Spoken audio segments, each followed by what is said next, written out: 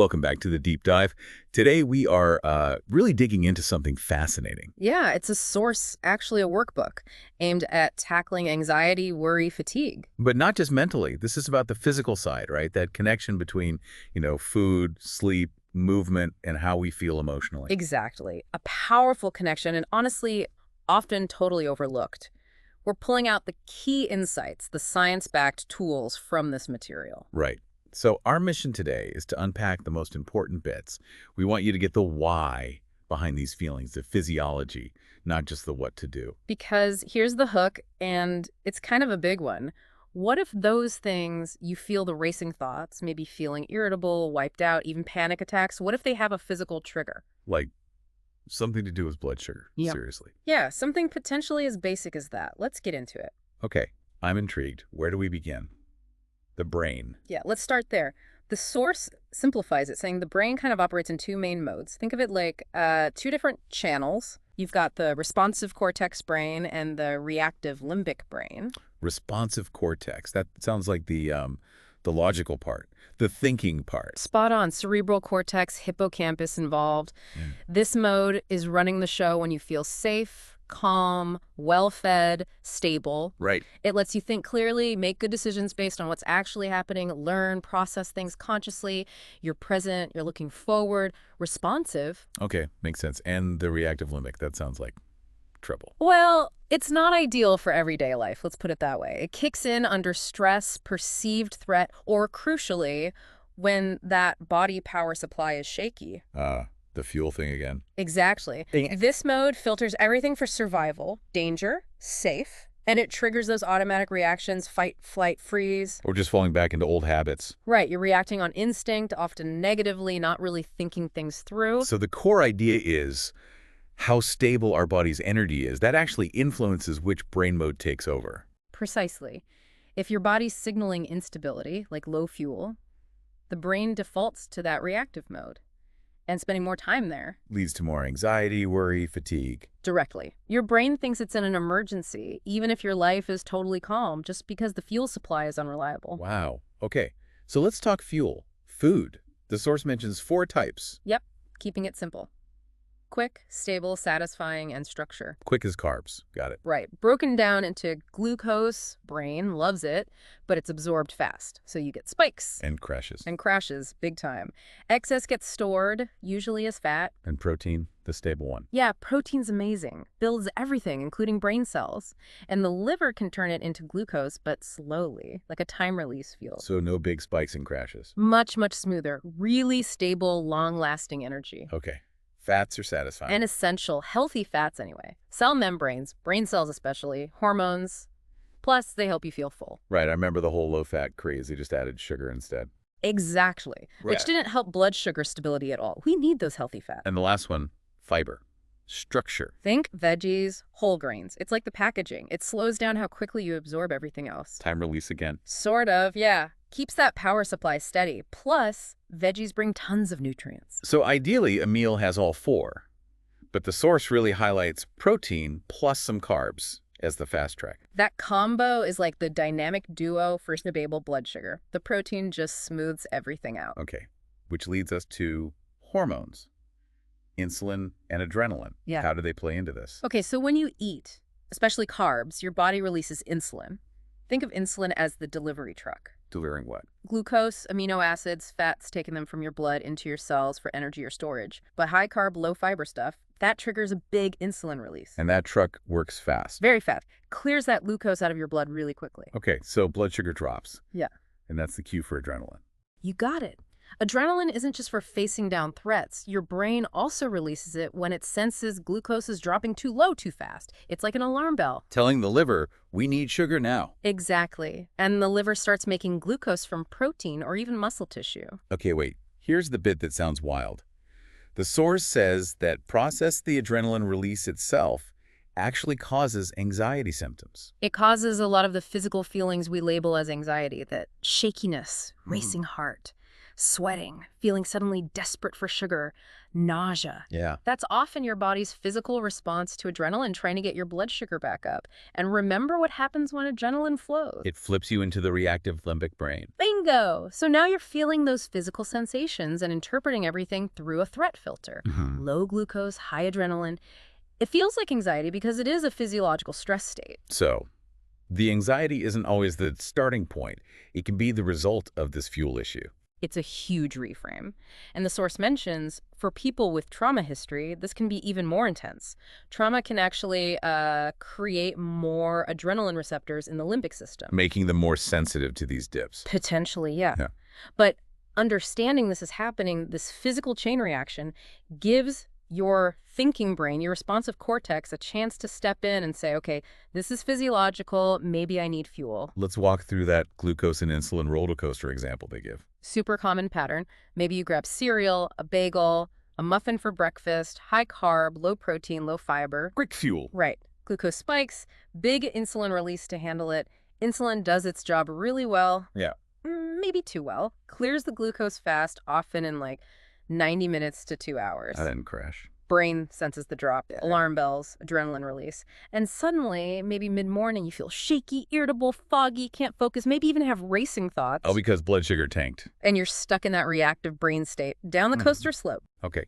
The fix sounds almost too simple. Eat protein with your carbs.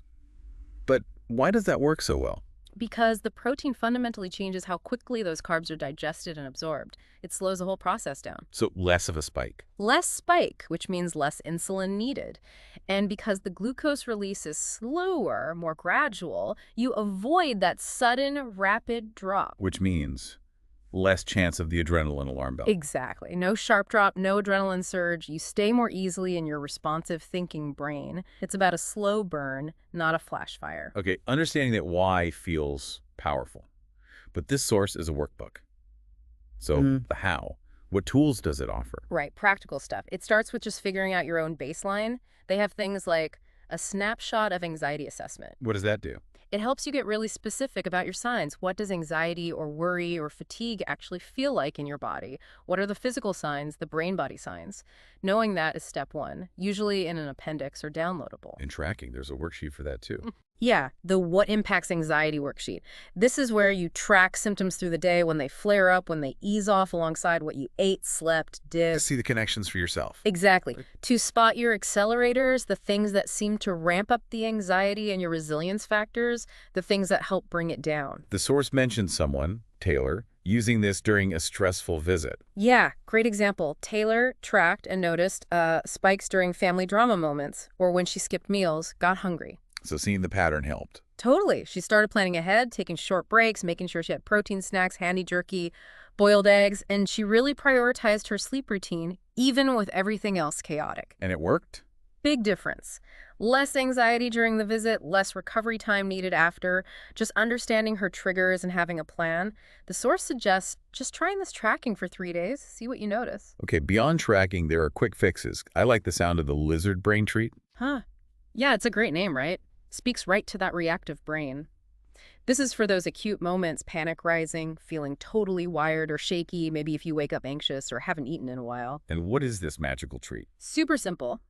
A tiny bit of quick fuel, like literally a few sips of juice, plus a little bit of protein like a few almonds or a piece of turkey lunch meat. So immediate sugar for the brain, plus something to sustain it. Precisely. Quick fuel calms the immediate adrenaline signal. Protein provides the stability right after. The experiment is simple. Rate your anxiety, eat the treat, wait 10, 15 minutes, rate it again. And often it drops. Often, significantly. It's a really direct way to see that fuel connection in action. Such a practical thing to try. Okay, moving to longer-term habits. Huh. The 3-day protein experiment. Yeah, this is about building consistency. The idea is, for just 3 days, consciously make sure you have some protein with every meal and snack.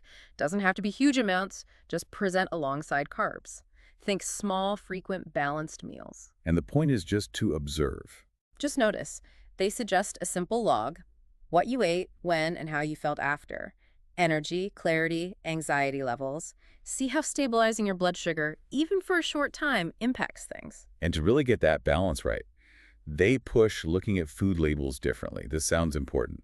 It's a game changer, honestly. Forget the front of package claims, low fat or whatever. Focus on the calculated carb to protein ratio. Okay, how do you calculate that? You look at the nutrition facts, find total carbohydrates, subtract the fiber grams from that, then divide that number by the grams of protein. Got it. Carbs minus fiber divided by protein. What's a good ratio? For stable energy, aim for somewhere between 1 to 1 and maybe 4 to 1, carbs to protein. Okay. If it's more like 5 to 1 up to 7 to 1, think of it like dessert fuel, quicker hit, probably a quicker dip later. And higher than that? Over 7 to 1, that's pretty much a sugar rush. Might be fun for a minute, but you'll likely feel it later. And crucial point, check the serving size. Oh, absolutely critical. Calculate based on how much you're actually eating. The source also says, interestingly, kind of ignore the sugars line itself. It's less predictive than the overall carb-fiber-protein balance. Limit artificial sweeteners, too. Simple rule of thumb. Look at the ingredients. Can you pronounce them? Are they recognizable foods? Fewer ingredients is often better, the experiment. Just calculate this ratio for foods you eat regularly and see how you feel. Knowledge is power. Okay, but eating well consistently. Life gets in the way. Practical tips. Totally acknowledges the reality. Simple meal prep helps cook extra, use a slow cooker, chop stuff ahead. Consider convenience CSAs, grocery delivery, maybe vetted meal services if that fits your budget. What about eating at work? That's a tough one. Plan. Leftovers are king. Get good containers. Look up menus before you go out to eat. Decide ahead of time. And always have emergency protein snacks, stashed away bars with good ratios, nuts, nut butter packets. I like the idea they mentioned of a written emergency food plan. Yeah. For those meltdown days, having a pre-planned list of easy, healthy options stops you from just grabbing whatever junk is easiest when you're stressed or exhausted. And treats. They don't say ban them completely. No way, that backfires. Plan for them. Pick your favorites. Decide when to have one. Serve yourself one portion, and then use the 20-minute waiting rule. Like Natasha and her ice cream. Perfect example. Have the treat. Set a timer for 20 minutes. Do something else. Often, the intense craving fades. It makes it conscious, not mindless. Which ties into shifting away from food as entertainment. Finding other enjoyable activities, using that small bowl trick for snacks, the 20-minute wait. It's all about creating a bit more awareness. Okay, shifting gears now. Sleep. The source frames this as totally vital for recharging that power supply. Foundational, non-negotiable for thinking clearly, having energy, engaging with life, and directly impacts anxiety and fatigue. Chronic lack of sleep. Linked to everything from anxiety and depression to chronic disease, shorter lifespan, it's serious. They mention the usual recommendation. Yeah, 7 to 9 hours for adults. But what's interesting is how they link specific sleep problems back to fuel. Like waking up super early. Or feeling anxious right when you wake. Exactly. Or nightmares, not being hungry in the morning, that awful afternoon slump. These can all be signs the brain's running out of gas overnight. So the protein experiments come back here. They do. One is trying a small protein snack, like 7-10 grams, within 30 minutes of bed. Turkey slices, cottage cheese, Greek yogurt, nuts. Not a meal, just a little something. To provide steady fuel overnight. Right, to prevent that blood sugar dip that can jolt you awake or trigger adrenaline. And for the morning, anxiety or no appetite.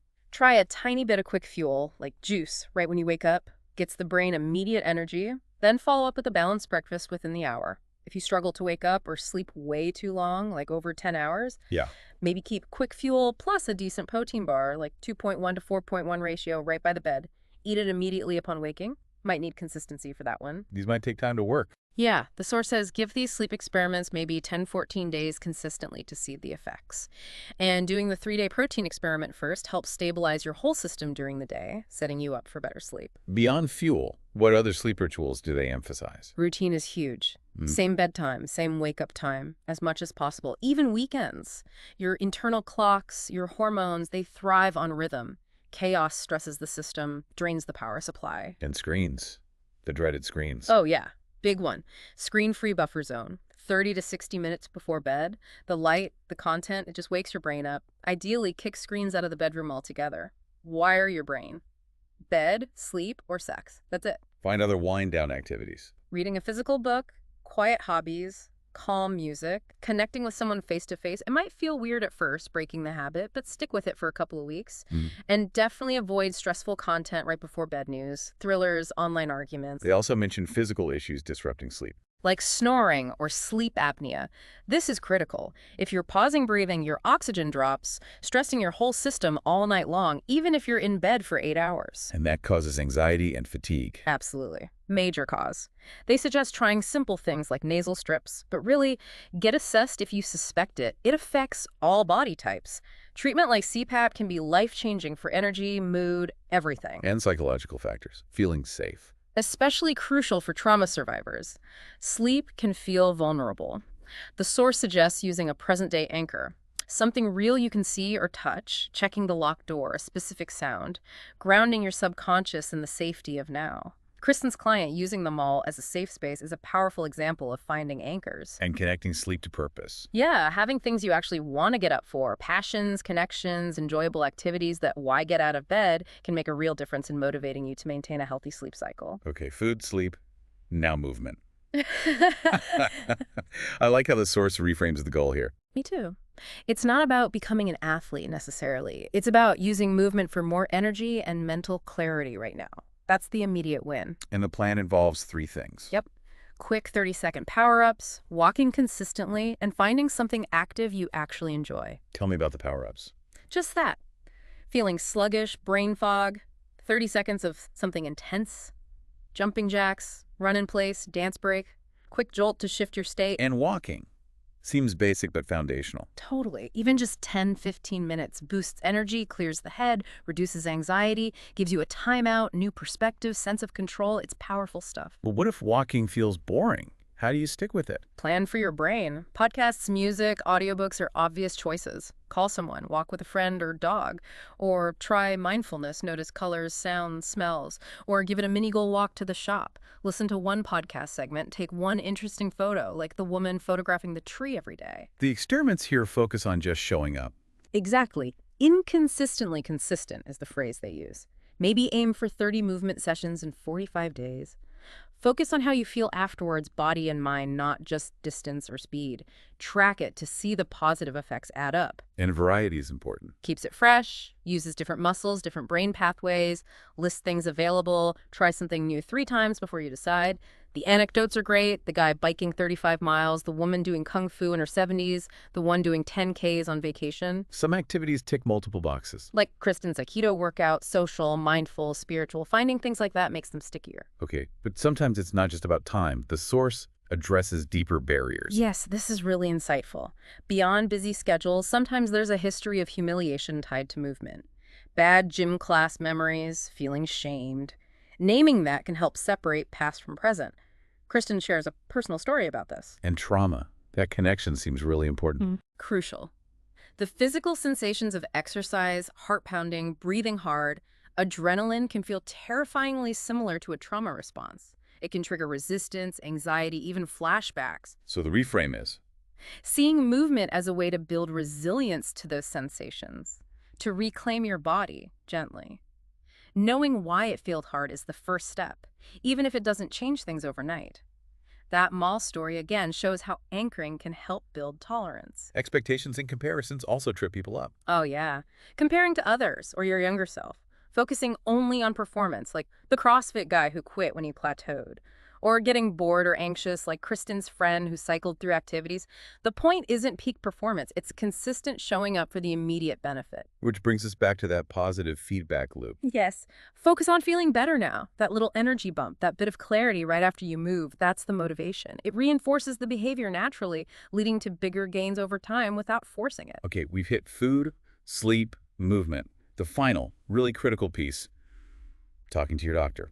So vital, because these symptoms, anxiety, fatigue, depression, can absolutely stem from underlying physical issues that need proper diagnosis and treatment.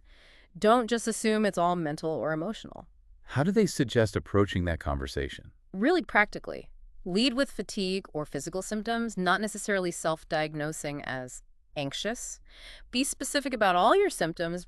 Use a list if you need to, maybe referencing the one in the source. Write it down so you don't forget in the moment. That story about Kristen's colleague is powerful. Perfect example. Symptoms dismissed as just aging or menopause. But she went in prepared with a detailed written list. That prompted the doctor to run tests. Found a treatable condition, she felt normal again. And remember, you can ask for your concerns to be noted in your chart. It's really about advocating for yourself. Absolutely. You know your body best. Get informed, communicate clearly, push politely for the investigations needed to rule things out. That iron deficiency study is staggering. Really highlights the risk of misdiagnosis. 65% of women with iron deficiency initially told it was depression, anxiety, burnout, getting therapy or meds instead of simple iron treatment for months or years. So what specific labs should people discuss with their doctor? The source gives a good starting list to rule out common culprits. Things like CBC for anemia, a comprehensive metabolic panel for organ function and glucose, lipids, TSH for thyroid, definitely ferritin for iron stores below 50, often links to fatigue in women, even if not technically anemic. Also, hemoglobin A1C for blood sugar trends. Right, links to depression, anxiety there too. CRP for inflammation, homocysteine for B vitamins, vitamin D. They even offer a sample letter format in the source to help organize your thoughts for the appointment.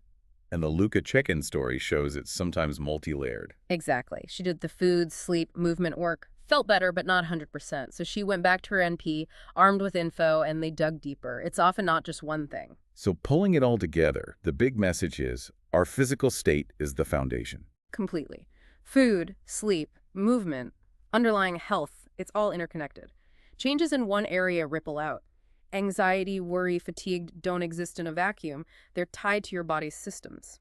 And understanding the why, the glucose, the hormones, the brain states, empowers you to use the how, the tools. Right. It connects to hope. Hope needs a goal, yes, but also way power, the map, the tools, and willpower, the drive. And that willpower is fueled literally by your physical energy supply, starting with nutrition. So to recap, we've explored how food directly impacts your brain's operating mode, responsive versus reactive. We saw how blood sugar swings and adrenaline can physically create anxiety symptoms. You've learned the power of protein with carbs, practical tools like the lizard brain treat, and that crucial way to read food labels. We dove into sleep's huge role, how fuel affects it, experiments with protein snacks, the importance of routine and screen hygiene, and tackling barriers like snoring or trauma anchors.